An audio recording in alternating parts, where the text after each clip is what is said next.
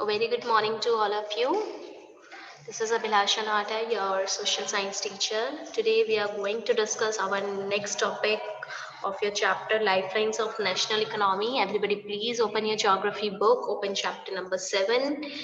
In our last class, we have discussed about lifelines of national economy, transportation, and we have under that we have discussed about the roadways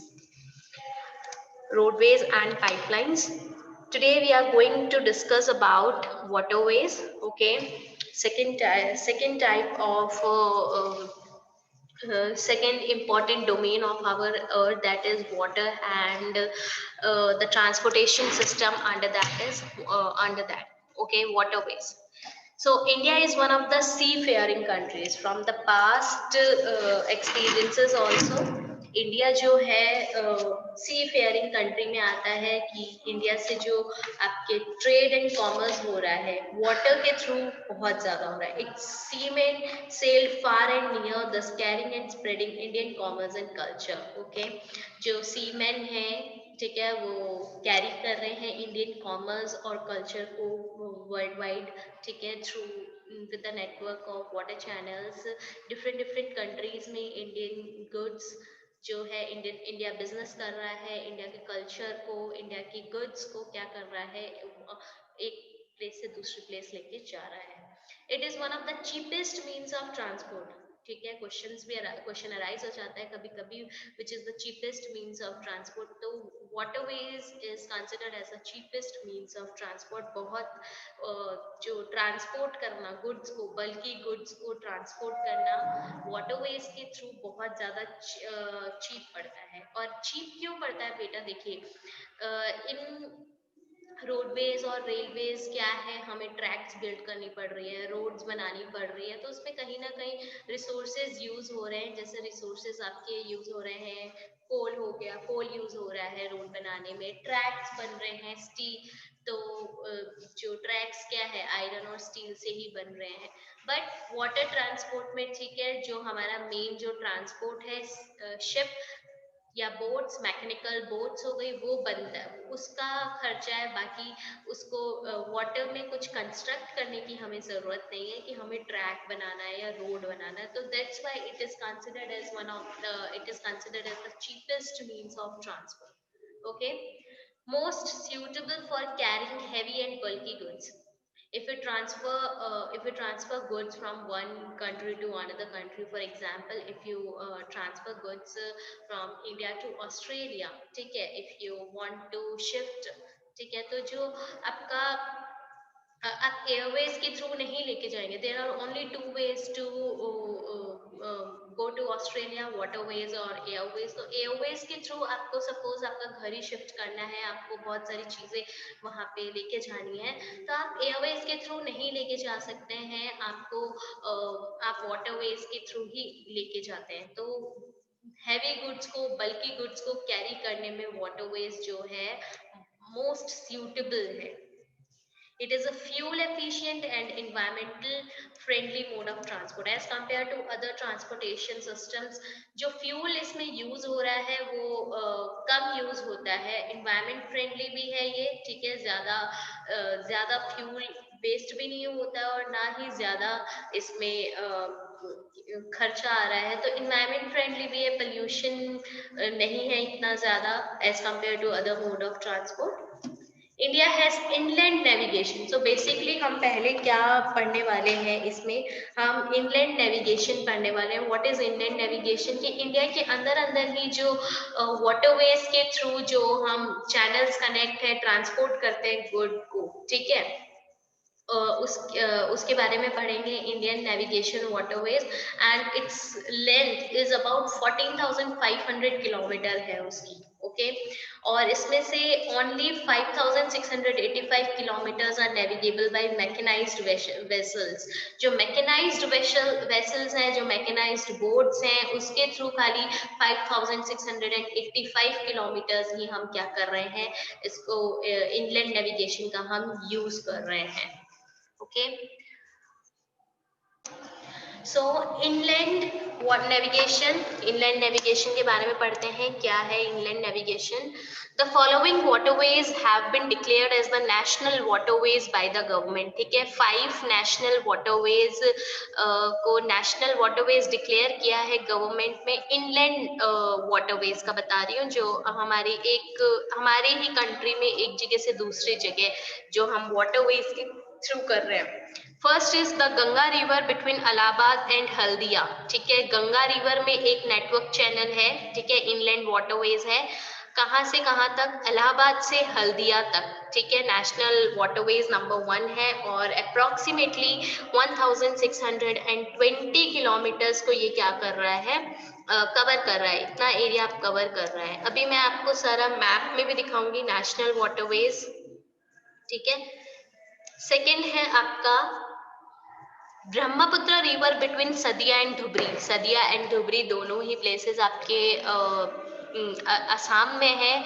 891 kilometres का area वो cover कर रहे हैं, उसको national waterways number 2 बोले हैं। और गंगा कौन सी रिवर पे ये बना हुआ है? ब्रह्मपुत्र रिवर पे। Next is the west coast canal in Kerala, Kottapuram Kollam Udyog Mandal and Champakara canals, and it covers the distance of 205 kilometers and it is considered as the national waterways number 3। ठीक है, वेस्ट कोस्ट कैनल है। अभी हम लोकेट करेंगे तो आपको और ज्यादा क्लियर हो जाएगा। Specified stretches of Godavari and Krishna rivers along with Kakinada Puducherry stretches of canals. ठीक है, काकीनाडू आंध्र प्रदेश में, काकीनाडू पुडुचेरी तक गोदावरी कृष्णा के में भी एक ये नेशनल वाटरवेज है। इसको कंसिडर किया गया है national waterways number 4 and approximately 1078 kilometres का जो एरिया है वो क्या कर रहे हैं, कवर कर रहे हैं। Specified stretches of river Brahmani along with Matai River, delta channels of Mahanadi and Brahmani rivers and East Coast Canal। ठीक है, महानदी rivers और माताई rivers जो है कुछ channels हैं महानदी के जो तो ब्राह्मणी और माताई रिवर जो आपका महानदी पे है, इसका जो कवर डिस्टेंस कवर कर रहे हैं वो 588 किलोमीटर्स का डिस्टेंस कवर कर रहे हैं and it is considered as national waterways number 5। So just look at this picture. Inland waterways widely used in north eastern states. Inland waterways जो है और भी जगह पे और भी वाटरवेज हैं, पर गवर्नमेंट ने 5 वाटरवेज को ही नेशनल वाटरवेज डिक्लेयर किया है।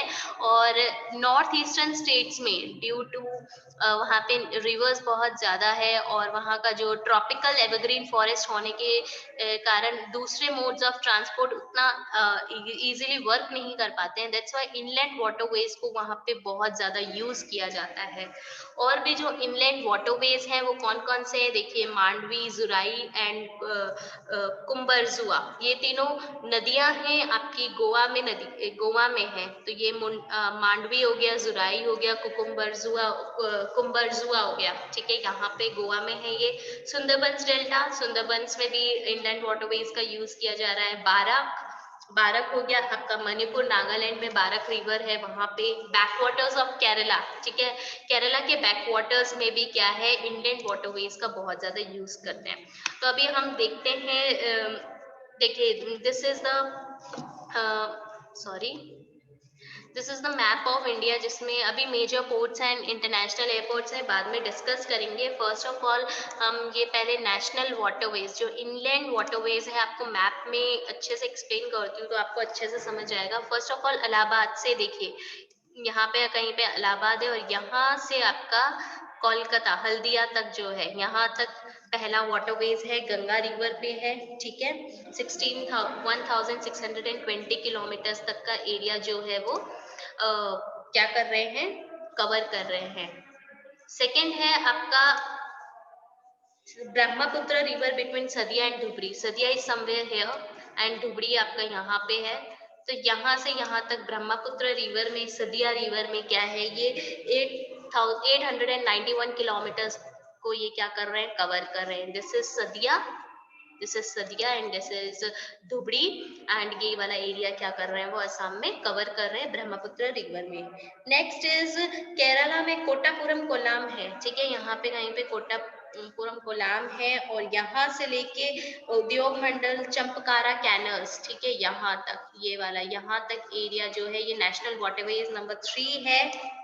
205 किलोमीटर तक का जो एरिया है वो कवर कर रहे हैं। नेक्स्ट है आपका गोदावरी कृष्णा काकाई नाडू और काकीनाडा पुडुचेरी। देखिए यहाँ पे कहीं पे काकीनाडा है, ठीक है, यहाँ से लेके यहाँ तक का जो एरिया ये पुडुचेरी ये वाला एरिया जो है 1078 किलोमीटर्स का एरिया कवर कर रहे हैं। It is considered as the national waterways number 7। Next है आपका Matai river delta channels of Mahanadi, ठीक है, ये माताई रिवर जो बता रही हूँ Brahmani along with Matai river, ठीक है, यहाँ से देखिए हल्दिया के आसपास में ही है ये, यहाँ से लेके महानदी रिवर के ब्राह्मणी रिवर तक यहाँ तक का जो एरिया है ये समवॉट ऐसे जाता है, ठीक है, ऐसे ये वाला एरिया जो है आपका क्या है माताई रिवर चैनल है। ओके, सो इसको इरेज करते हैं। ये वाला जो एरिया है ये वाला एरिया आपका कौन सा है, नेशनल वाटरवेज नंबर 5 जो महानदी चैनल्स पे महानदी रिवर्स के चैनल्स पे बना हुआ है। Okay, so these are the inland waterways of India and 5 inland waterways are considered as the national waterways. Now next is major sea ports, ठीक है। अब आउटलैंड की बात कर लेते हैं। अभी हमने इनलैंड वाटरवेज की बात कर ली, अब ये मेजर सी पोर्ट्स जो है आउटलैंड वाटरवेज की बात करते हैं। With a long coastline of 7,516.6 kilometres, as you all know India का जो कोस्टलाइन एरिया है बहुत बड़ा एरिया है। कोस्टलाइन अप्रोक्सीमेटली 7,516.6 किलोमीटर का जो इतनी बड़ी लॉन्ग कोस्टलाइन है। यहाँ पे 12 मेजर और 200 नोटिफाइड नॉन मेजर, ठीक है, माइनर हो गया, आप माइनर बोल सकते हो, पोर्ट्स हैं इंडिया में। और ये जो मेजर पोर्ट्स हैं, ये जो 12 मेजर पोर्ट्स जो है 95% ऑफ इंडिया फॉरेन ट्रेड को कंसिडर करती है। 95% आपका इंडिया का जो ट्रेड है यहीं से हैंडल होता है, ये 12 मेजर पोर्ट से ही हैंडल होता है। First port developed after independence is Kandla in Kandla Kutch में, रन ऑफ कच्छ में जो कांडला है, ये पहला पोर्ट है जो डेवलप हुआ था इंडिपेंडेंस के बाद, जिसको हम दीनदयाल पोर्ट भी कहते हैं।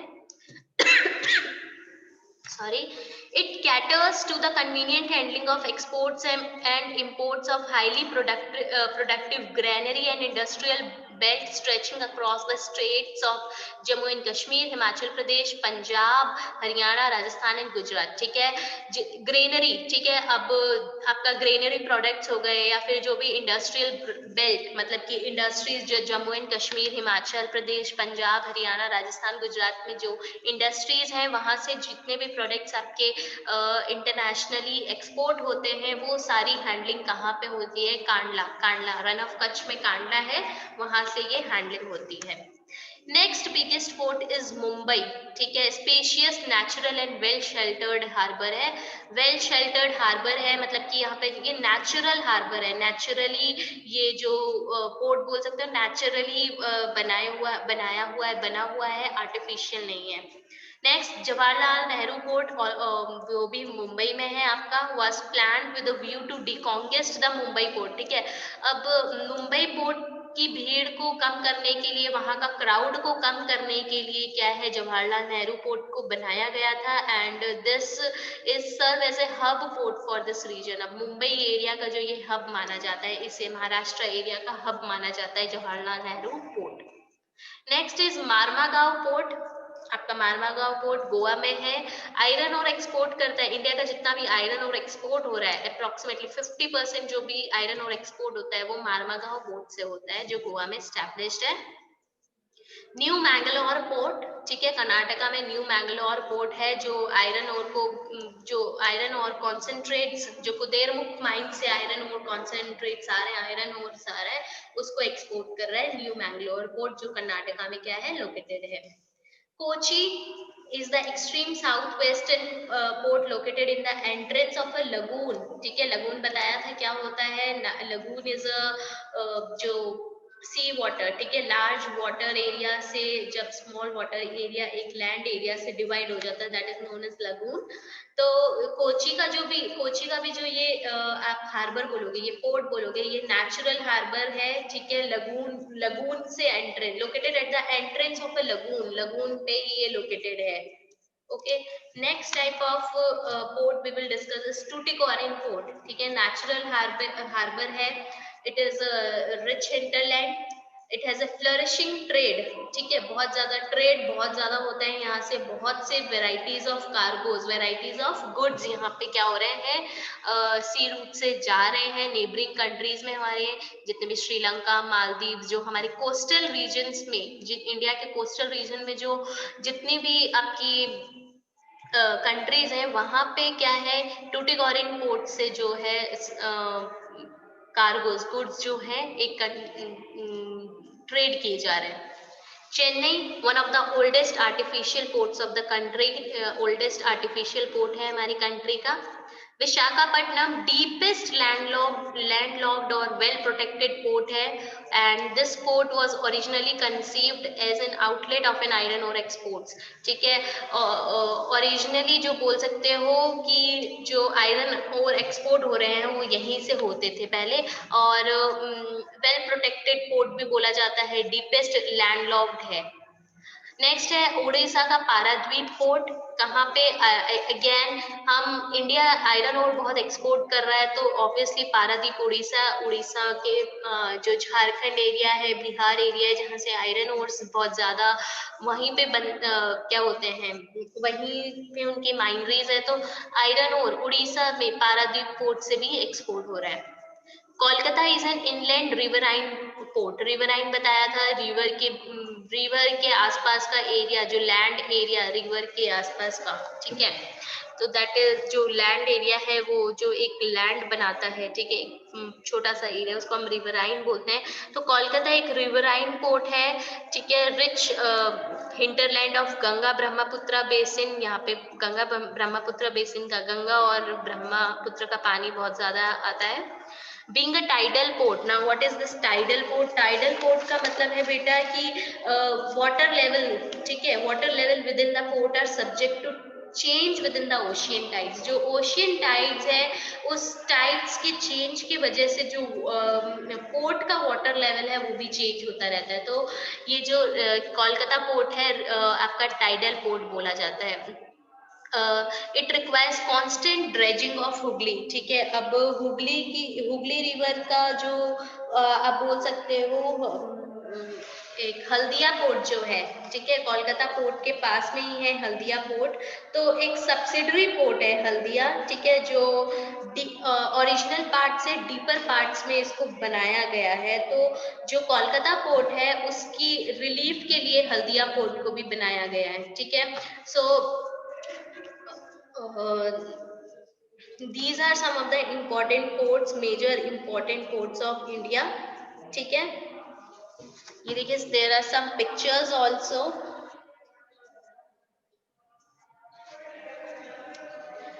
Handling of oversize cargo at Tuticorin port. देखिए, ओवरसाइज कार्गो मतलब कि गुड्स जो है ओवरसाइज हैं, या फिर गुड्स बहुत ज्यादा अमाउंट में है, तो टूटिकोरिन में उसको हैंडल किया जा रहा है. जैसे tanker discharging crude oil at new Mangalore. Crude oil का टैंकर डिस्चार्ज हो रहे हैं. Trucks being driven into the vessels at Mumbai port. Trucks को क्या किया जा रहा है, ट्रक्स को मुंबई पोर्ट में ट्रक्स जा रही है सामान लेके. So these are some of the major ports. हम मेजर पोर्ट्स अभी इंडिया के मैप में भी देख लेते हैं. Just look at this. Kandla port run of Kutch में बताया था. Here it is situated here. Next is Kandla. Next is Mumbai port. ठीक है, Mumbai port and Jawaharlal Nehru port, both are located here. Marmagao in Goa, New Mangalore in Karnataka, Tuticorin Kochi in Kerala, Tuticorin in Tamil Nadu, Chennai port in Tamil Nadu, Chennai, Visakhapatnam port, Paradip port in Orissa, Haldia port in West Bengal, ठीक है, Haldia port in Kolkata port. So these are some of the major ports, ठीक है, 12 major ports of India. Next type of transport is airways and major domain of the earth, ठीक है, air, और air के through जो transport हो रहा है airways. Fastest, comfortable and prestigious mode of transport, as you all know, सबसे fastest है, कंफर्टेबल है और बहुत ही लग्जरियस और प्रेस्टिजियस माना जाता है एयरवेज को। It can cover difficult and high terrains like high mountains, dreary deserts, dense forest and also long oceanic stretches with great ease. High terrains जैसे हाई माउंटेन्स हो गए या फिर ऐसी सैंडी एरिया जहाँ पे रेलवेज रोडवेज बनना पॉसिबल नहीं है, वैसे एरियाज में ऐसे फॉरेस्ट, डेंस फॉरेस्ट मतलब कि बहुत जो हैवी फॉरेस्ट्स हैं वहाँ का एरिया, या फिर लॉन्ग की लैंड एरिया के बीच में बहुत ज़्यादा गैप है, लॉन्ग ओशियनिक स्ट्रेच को बहुत इजीली क्या है हम एयरवेज के थ्रू ट्रैवल कर सकते हैं। Air travel has made access easier, ठीक है, एयर ट्रैवल से बहुत इजीली हम एक्सेस कर सकते हैं दूसरी कंट्रीज में। अब पहले हमें ट्रैवल करना पड़ता था, हम वाटरवेज के थ्रू करते थे हम, और हमें क्या है बहुत दिन लग जाते थे, महीनों लग जाते थे एक जगह से दूसरी जगह पहुंचने में। But with the invention of Airways, aeroplanes बहुत ईजी हो गया है हमें एक कंट्री से दूसरी कंट्री में ट्रैवल करना। और air transport was nationalised in 1953 in India. Air transport कब नेशनलाइज्ड हुआ? 1953 में नेशनलाइज्ड हुआ। Air India provides domestic and international air services. Air India, ठीक है, डोमेस्टिक, ये एयर इंडिया जो है सबने नाम सुना है, गवर्नमेंट की ये गवर्नमेंट एयर ट्रांसपोर्ट है एयर इंडिया। डोमेस्टिक और इंटरनेशनल एयर सर्विसेज प्रोवाइड करती है। Pawan Hans Helicopters Limited provide helicopter services to Oil and Natural Gas Corporation in its offshore operations to inaccessible areas and difficult terrains like the northeastern states and the interior parts of Jammu and Kashmir, Himachal Pradesh and Uttarakhand. Country में कभी कोई calamity आ गई, suppose flood आ गया था, आपका उत्तराखंड वाला flood भी आप सबको पता है 2012 में जो बहुत भयंकर फ्लड आया था। तो ये जो पवन हंस हेलीकॉप्टर्स लिमिटेड है, ये हेलीकॉप्टर इंडिया में हेलीकॉप्टर सर्विसेज प्रोवाइड करता है to oil and natural gas corporations को, जो ऑफशोर ऑपरेशंस होते हैं तो वहां पे ऑयल और नेचुरल गैस कॉर्पोरेशंस को प्रोवाइड करता है। इन एक्सेसिबल एरियाज जहाँ पे हम इजीली जा नहीं सकते हैं, हाई हील्स है, नॉर्थ ईस्टर्न स्टेट्स जहाँ पे ट्रॉपिकल एवरग्रीन फॉरेस्ट है, रिवर्स हैं, या फिर जम्मू एंड कश्मीर के interior part, Jammu and Kashmir बहुत ही सेंसिटिव एरिया है आपका इंडिया का, तो ऐसे एरिया में, ठीक है, हिमाचल प्रदेश हिली एरियाज में क्या है, पवन हंस हेलीकॉप्टर अपनी सर्विसेज प्रोवाइड करता है। Now there is a question, why is air travel preferred in the northeastern states? Northeastern states में air travel को इतना prefer क्यों किया जाता है? It is preferred in northeastern states because better